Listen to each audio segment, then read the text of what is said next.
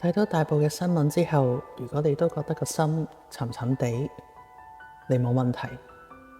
呢度有5件事你而家就可以做。第一，承認你受到影響，呢個係正常嘅情緒共鳴，唔代表你唔堅強。第二，暫停一下資訊嘅輸入啊，唔係逃避，係保護你嘅神經系統。第三，做一件事令身體覺得安全，深呼吸，沖熱水涼，摸下手背都可以。第四，同一個你信任嘅人講一句說話，一句就好，例如係我有啲不安。第五，問 AI 或者自己，我依家最需要到底係乜嘢？唔係揾答案，而係令個心慢慢穩定返。